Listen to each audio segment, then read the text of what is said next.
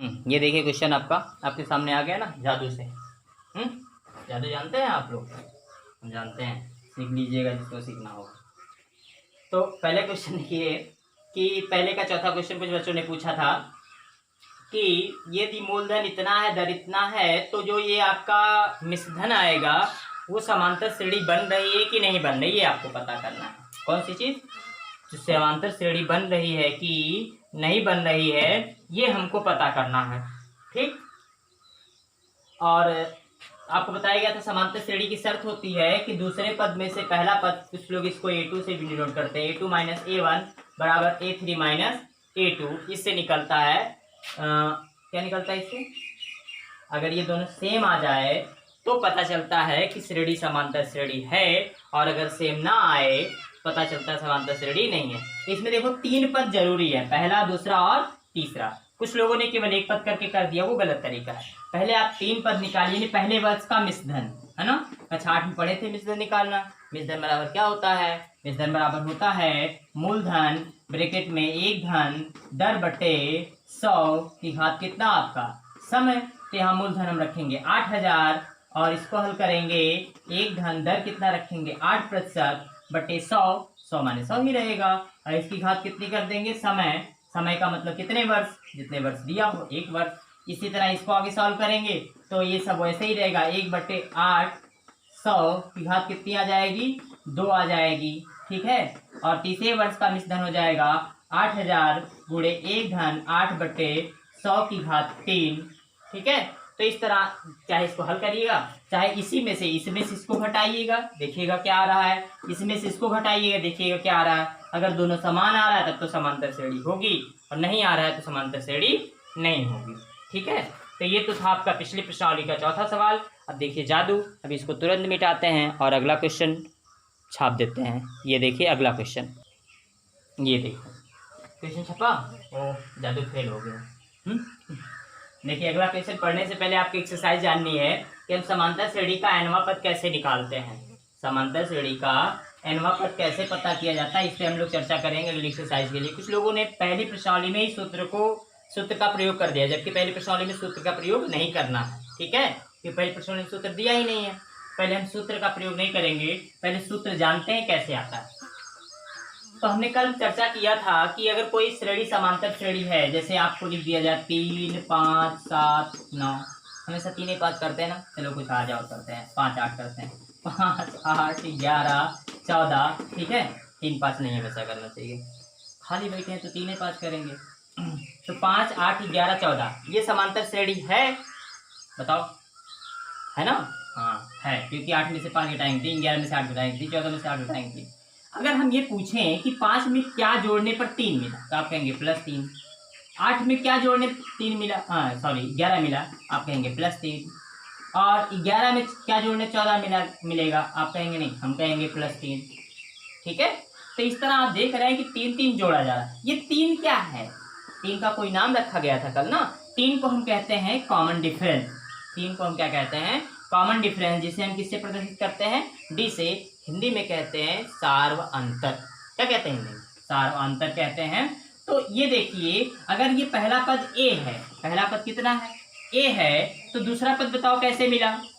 मान लो पहले पद को हम T1 से डिनोट करें, T फॉर टर्म, 1 माने फर्स्ट टर्म T1, T2 आपका सेकेंड टर्म। ये कैसे मिला? A में D जोड़ने पर। T3 कैसे मिलेगा? A में D जो जोड़ा गया था उसी में D और जोड़ देंगे, यानी A+2D। T4 कैसे मिलेगा बताइए? इसमें आप एक D और जोड़ देंगे, A+3D। समझ पा रहे हैं ना। अगर हम ऐसे ही पूछे आपसे कि 10वां पद कितना आएगा, अगर T10 पूछ लिया जाए आपसे, बताओ T10 कितना होगा, बता सकते हैं? सोचिए। इसमें दूसरे में 1D, तीसरे में 2D, चौथे में 3D, पांचवें में क्या D बताइए आएगा? हाँ, कितने D आएगा? 4D। ठीक है। पांचवें में अगर 4D, तो 10वें में 9D, क्योंकि जितना जो पद पूछा जा रहा उससे एक कम D जोड़ा जा रहा है। देखो इसमें दूसरा पद पूछा गया तो 1D, तीसरा पूछा गया तो 2D, चौथा पूछा गया तो 3D, पांचवा पूछा गया तो 4D। तो जो पद पूछा जा रहा उससे एक कम D जोड़ा जा रहा है। तो अगर हम 100वां पद पूछ लें तो क्या बताएंगे? 99 बताएंगे। 1 करोड़वा पूछ ले सर, अब हम नहीं बताएंगे, आप बताइए। तो चलो करोड़वा ने पूछते हैं, एनवा पूछ लेते हैं। टीएन कितना आएगा? अब ए में कितना जुड़ेगा? जो पद पूछ रहे हैं उससे एक कम डी जुड़ेगा। टीएन से एक कम क्या होता है? n-1 होता है, और इंटू कितना आपका डी। तो इस तरह आपको मिल जाता है, क्या मिल जाता है कि समांतर श्रेणी का nवा पद क्या होता है, ये चीज आपको मिल जाती है। ठीक है, तो ये समांतर श्रेणी के nवें पद का फार्मूला है, इसको नोट करिए। अब इसको और व्याख्या करते हैं, नोट कर लीजिए एक बार। हाँ तो देखिए, इस Tn में Tn equal to A plus n-1 into D, इसमें अगर देखें हम तो इसमें 4 चीजें आई हैं। कौन कौन? पहला पद ए, n पदों की संख्या, और डी मतलब आपका सार्वधातुक। ठीक है, ये सारी चीजें आई हैं। तो 4 में से अगर 3 चीज दी गई हो और चौथा निकालना हो तो बहुत ही आसान है, हम आसानी से कर सकते हैं। हाँ तो देखिए, इसमें आपको मान लीजिए कोई श्रेणी दे दी जाए, 4, 4.5, 5, 5.5, ऐसे मान लो एक श्रेणी दे दी जाए, और आपसे कह दिया जाए इसका 10वां पद ज्ञात कीजिए। इसका कौन सा पद ज्ञात कीजिए आप? 10वां पद पता करिए कितना होगा। सारी डिस्टर्ब करिए बहुत। देखिए, ये क्वेश्चन आपका 4, 4.5, 5 का 10वां पद आपसे पूछ लिया जाए। कौन सा पद पूछा जाए आपसे? 10वां पद पूछा जाए तो कितना आएगा, इसको देखते हैं। तो इसमें देखिए पहला पद कितना दिया गया है? 4। डी हम निकाल लेते हैं, कैसे मिलेगा? T2 माइनस T1 से, यानी दूसरे पद में से पहला पद घटाने से। तो 4.5 में से 4 घटा दीजिए, कितना आ जाएगा? 1/2। ये डी की वैल्यू आ गई। एन की वैल्यू आपको दी गई है 10। अब आप यहाँ पे रख दीजिए, तो 10वां पद T10 आपको मिल जाएगा a प्लस ए का मतलब 4 प्लस n-1 यानी 10 माइनस 1 और गुणे डी का मतलब आपका 1/2। तो 4 प्लस 9/2 है ना। 9/2 मतलब कितना होता है आपका? 4.5 होता है। तो 4 प्लस 4.5, तो 4 4 8 मतलब कितना हो गया आपका? 8.5। ठीक है, ऐसे भी डायरेक्ट जोड़ सकते हैं आप, चाहे भिन्न वाला नियम लगाइए या ना लगाइए। 9/2 मतलब 9 से 1/2, सॉरी 9/2 मतलब 4 से 1/2 यानी 4.5। 4.5 में 4 जोड़ दे कितना आ जाएगा? 8.5। और 8.5 को लिखा क्या जाएगा? 8 से 1/2 लिखा जाता है। तो इस तरह कि कोई भी सीरीज दी गई हो, उसका हमसे 10वां पद पूछे, 100वां पद पूछे, 1000वां पद पूछे, कोई भी पद पूछे तो हम आसानी से निकाल सकते हैं ना। अब आप कोई एक्सरसाइज जो दी गई है सेम इसी आधार पे आपको दी गई है। ठीक, तो देखते हैं पहला क्वेश्चन इसमें है, आपको बता देते हैं। पहले क्वेश्चन में एक बॉक्स दिया गया है और उस बॉक्स में कुछ खाली स्थान छोड़ दिए गए हैं। जैसे दूसरा क्वेश्चन, पहले का दूसरा हम ले लेते हैं। उसमें दिया क्या गया है कि a का मान -18 है और d की वैल्यू नहीं पता है, और n बराबर 10 दिया है और an बराबर 0 दिया है, यानी 10वां पद बराबर आपको 0 दिया। जहाँ an लिखते हैं आप, चाहे tn लिख सकते हैं, चाहे an लिख सकते हैं। ठीक, अब सारी वैल्यू आप यहीं केवल रख दीजिए। n की जगह कितना रख दें? 0। a की जगह कितना रख दें? -18 प्लस n की जगह कितना रख दें? 10 माइनस 1 और d की जगह पे कुछ नहीं रखेंगे। 18 को इधर ले आए तो +18 हो गया। ये आ गया आपका 9d। तो 9d इक्वल टू 18। तो d इक्वल टू क्या हो जाएगा? 18/9, 9 2 जा 18। d की वैल्यू कितनी मिल जाती है आपको? 2 मिल जाती है। इस तरह आपको मान मिल जाता है। ठीक है, समझ बात की नहीं समझ आई? तो इस तरह आप कोई भी क्वेश्चन कर सकते हैं। बॉक्स वॉक्स वाला जो जितने भी समझ में आएंगे वो करिएगा, और जो नहीं आएगा फिर पूछिएगा। जैसे इसमें एक क्वेश्चन और बता देते हैं।